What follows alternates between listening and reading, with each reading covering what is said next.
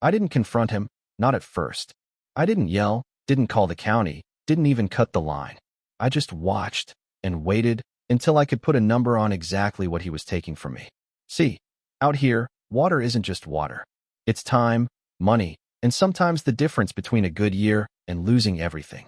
I own about 12 acres just outside a small farming stretch in Northern California. Not the kind of place you see on postcards, more like long rows of soil, sun-bleached fences, and that constant hum of work that never really ends. It's not glamorous, but it's mine, and I built it up piece by piece over the years. When I first bought the land, it wasn't much to look at. Hard dirt, uneven grading, weeds that had been winning for a long time. But the soil underneath, that was the kind you don't walk away from. Rich, dark, just needed the right system to bring it to life. And that system was water. Rainfall out there is unreliable at best. Some years you get enough to keep things going, most years you don't. So about 6 years back, I made the biggest investment I'd ever made on that property. I installed a full irrigation system tied into the agricultural canal that runs along the eastern edge of the land. It wasn't cheap, not even close. I'm talking trenching, piping, pressure regulators, electric pump controls, the whole thing.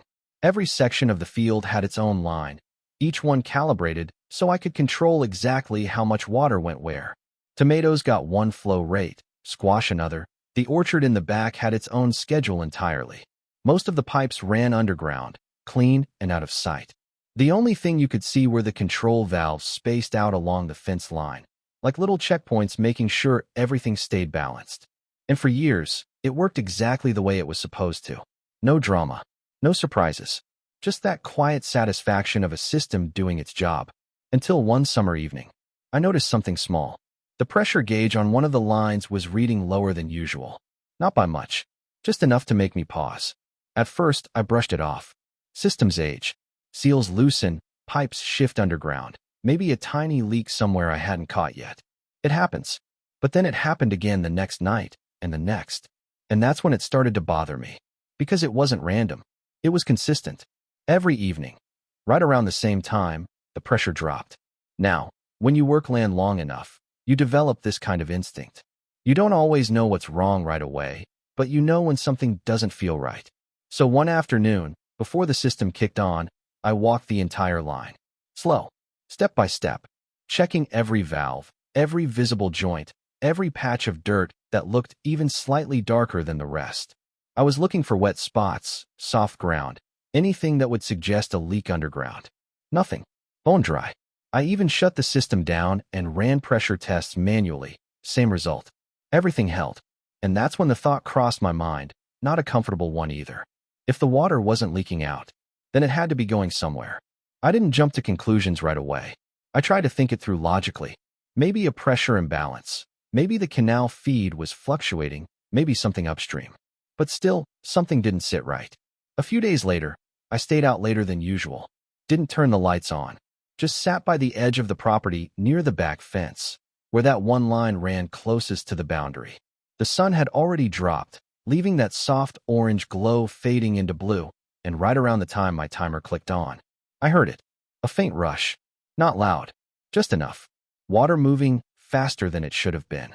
I followed the sound along the fence line, and that's when I saw it. A pipe.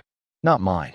Bright plastic, newer than anything in my system, sticking out just enough from the soil to catch the last bit of daylight. And it ran straight under the fence, into my neighbor's property. I remember just standing there for a second, staring at it, like my brain needed a moment to catch up to what I was looking at. Because there it was. Clear as day. Someone had tapped directly into my irrigation line. No valve, no permission, no conversation. Just helped themselves. Now, my neighbor at the time, his name was Dale. Dale had moved in maybe a year earlier. Middle-aged guy, always working on something, kept mostly to himself. At first, it was just a small garden, couple of raised beds, nothing unusual. But over the past few months, I'd noticed he'd been expanding. More rows, more structure, turning it into something a lot bigger than a hobby. And apparently, bigger than his water supply could handle. I walked back to the house that night without saying a word. Didn't knock on his door. Didn't pull the pipe. Just thought about it. Because here's the thing, it wasn't just about the water. It was the assumption.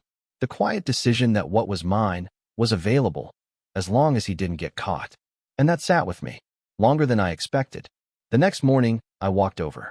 Didn't storm in, didn't raise my voice, just stood by his fence until he noticed me.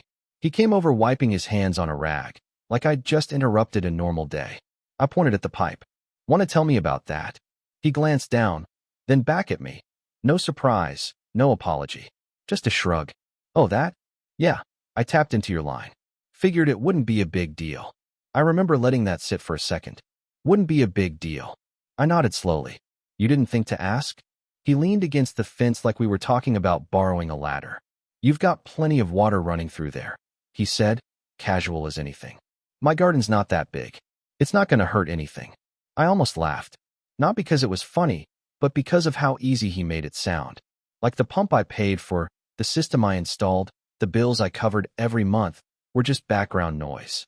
I looked at him for a moment, really looked, trying to figure out if he genuinely didn't see the problem, or if he just didn't care. "You know I pay for that water, right?" I said. He shrugged again. "Yeah, but it's already flowing." That right there. That was the moment everything shifted. Not the pipe, not the pressure drop. That sentence. Because now I understood something. This wasn't a mistake. It was a decision. And decisions have consequences.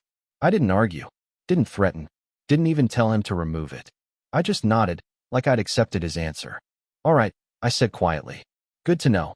And then I turned and walked back to my side of the fence. Because if he thought it wasn't a big deal, I was about to show him exactly how big of a deal it really was. When I walked back to the house that morning, I wasn't angry the way people expect you to be in situations like that. No yelling, no pacing around the kitchen, no dramatic phone calls to the county office. Honestly, I was thinking, because anger burns fast. It makes you react before you understand the situation. And the more I replayed that conversation with Dale in my head, the more I realized something important. He didn't think he was stealing. Not really. In his mind, he had just borrowed a little water from a system that looked bigger than one person could possibly need.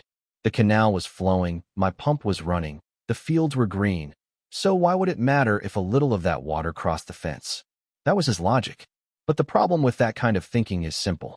When people don't see the cost of something, they assume there isn't one. So instead of fighting him about the pipe, I decided I'd show him the cost. A couple days later, I drove into town and stopped at the agricultural supply store about 15 minutes away. The place smells like fertilizer, rubber hoses, and coffee that's been sitting on a hot plate since sunrise. Every farmer within 30 miles ends up there sooner or later. The guy behind the counter, Rick, had known me for years. I walked up and said, "I need a water meter. Something that can handle a 1-inch irrigation line." Rick raised an eyebrow. "Metering a field now?" "Not exactly," I said. "More like metering a neighbor." He laughed at that, thought I was joking. But he still walked me over to the shelf where they kept the brass inline meters. Heavy little things, built to sit in the sun and count gallons for decades.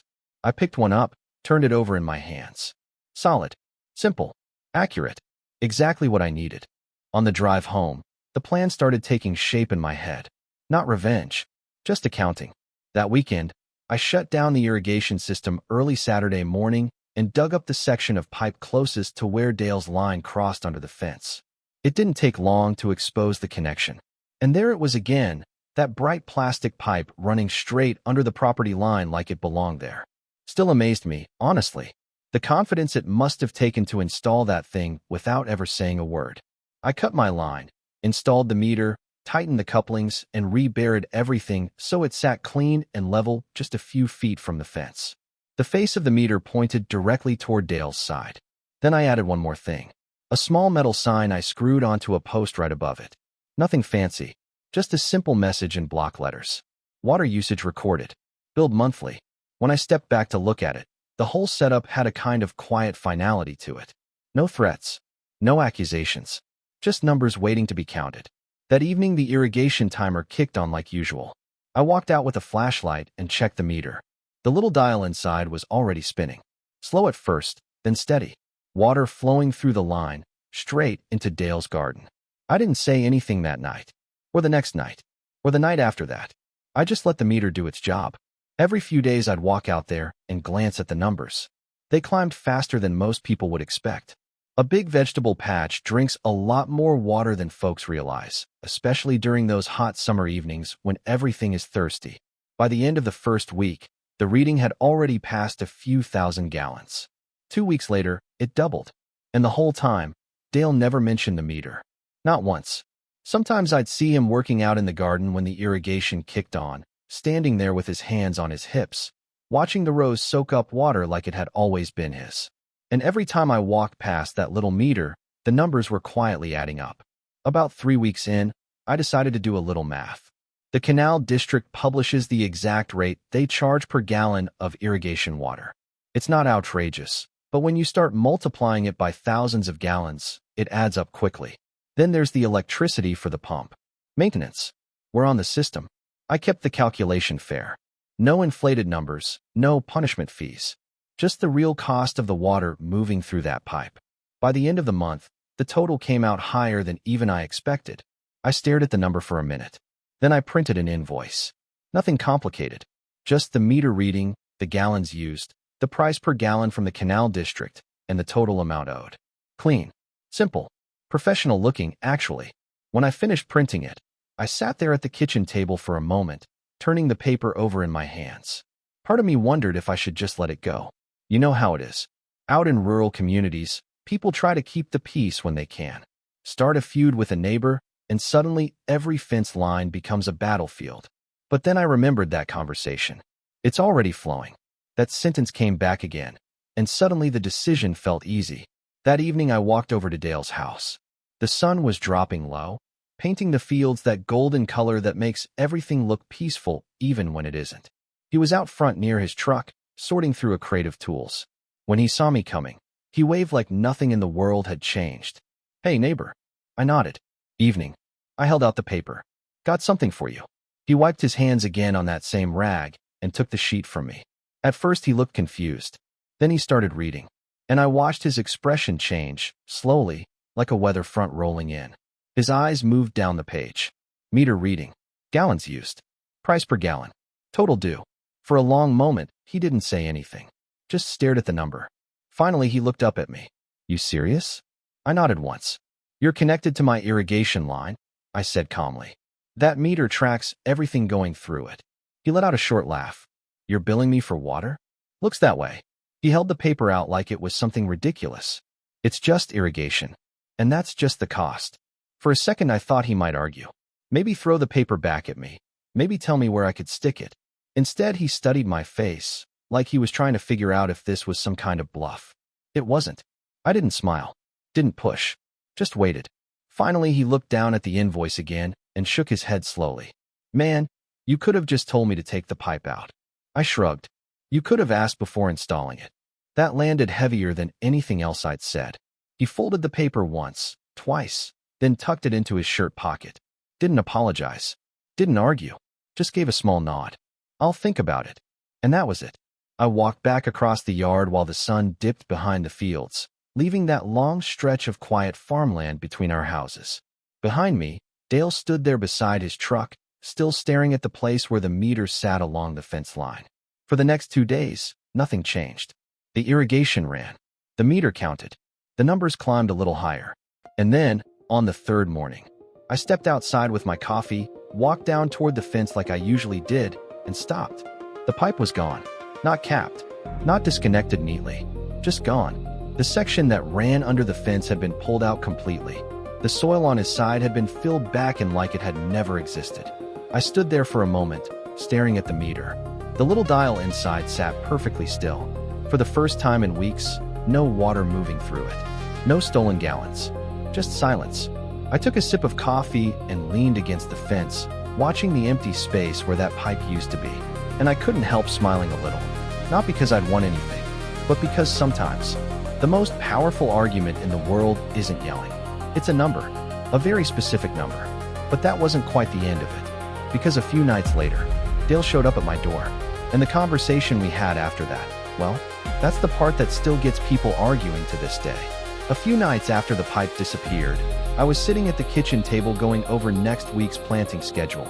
Nothing exciting, just penciling in rows and timing out irrigation cycles, when I heard a knock at the door. Not loud, just deliberate. I already knew who it was. Out there, you get used to recognizing people by the way they knock. And Dale had this slow, two-beat kind of knock, like he wasn't in a hurry, but also wasn't leaving anytime soon.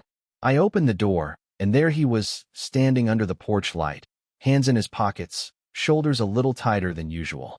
For a second, neither of us said anything. Then he nodded. Evening. Evening. He glanced past me into the house, then back out toward the dark stretch of land between our properties, like he was choosing his words before he spent them. I took the line out, he said. I noticed. Another pause. Then he reached into his jacket pocket and pulled out the folded invoice, the same one I'd handed him a few days earlier. It was a little creased now, like he'd opened it more than once. I've been looking at this, he said, holding it up slightly.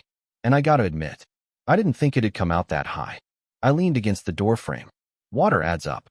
He let out a breath through his nose, not quite a laugh. Yeah, apparently it does. For a moment, it almost felt like the tension had eased. Like we'd both arrived at the same quiet understanding without needing to fight it out. But then he said something that shifted it again. I wasn't trying to screw you over. I didn't answer right away, because I believed him at least partly. I figured, he continued, rubbing the back of his neck, you had a whole system running already. Thought if I tapped in a little, it wouldn't really affect you. I nodded slowly. I get that, I said. But that system didn't show up for free. He looked down at the porch, then back up at me. I know that now. And there it was, not an apology exactly, but something close enough to it that it mattered. The kind of thing people say when they've had time to sit with their own decisions. He unfolded the paper again, glanced at the total, then folded it back up like he didn't want to look at it too long. So what happens with this? He asked. I crossed my arms lightly, not defensive, just thinking. That was the moment, if I'm being honest, where things could have gone either way. I could have held the line, told him the amount was due, no discussion, no exceptions. And I would have been within my rights to do that. Every gallon on that page was real. Every dollar tied to it came out of my pocket. But standing there, looking at him, I realized something else. This wasn't just about water anymore.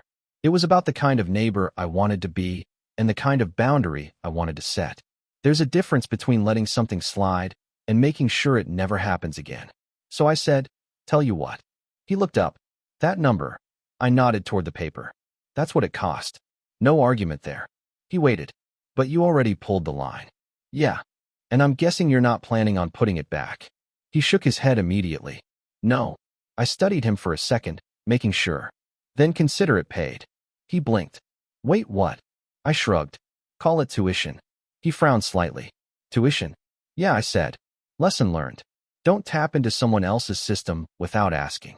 For a second, he just stared at me, like he wasn't sure how to react.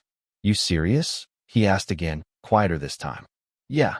He let out a long breath, tension slipping out of his shoulders in a way that told me he'd been carrying more of it than he let on. All right, he said slowly. All right. Then he gave a small nod. I appreciate that. I nodded back. Just don't make me install another meter. That got a real laugh out of him. Fair enough. We stood there a moment longer, the kind of silence that isn't awkward anymore, just settled. Before he turned to leave, he paused. You know, he said, glancing back toward the fields. If you ever need help with anything out there, I'm around. I gave a half smile. I'll keep that in mind. And with that, he walked off into the dark, back across his yard, the porch light fading off his shoulders as he went.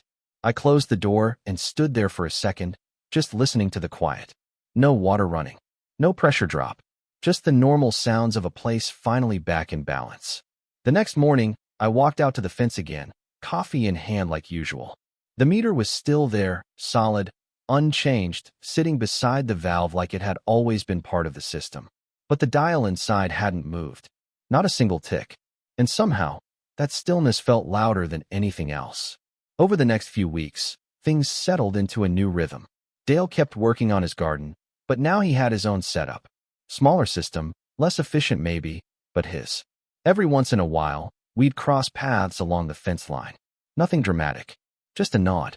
A short conversation about the weather, crops, whatever needed saying, and nothing more. But there was something different in it now. A kind of respect. Not the friendly, easy kind you start with. The earned kind. The kind that comes after a line's been crossed and then redrawn. And I'll tell you this. That meter is still there today. Same spot. Same quiet presence. It doesn't measure anything anymore. But it doesn't need to.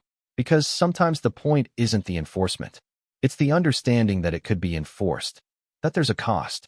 And everyone involved knows exactly what it is. Now here's the part that people always argue about when I tell this story. Some folks say I should have charged him anyway. That letting him off the hook just taught him he could get away with it if he pushed far enough. Others say I handled it right. That making him see the cost and then choosing not to collect was what actually changed the outcome. Honestly, I still go back and forth on it sometimes.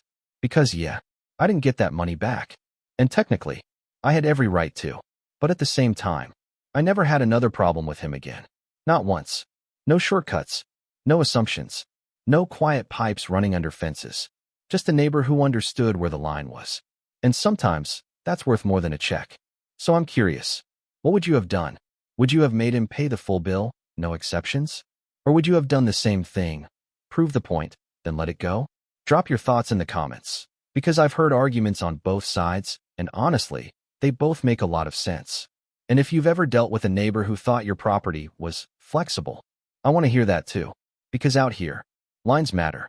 Even the ones you can't see.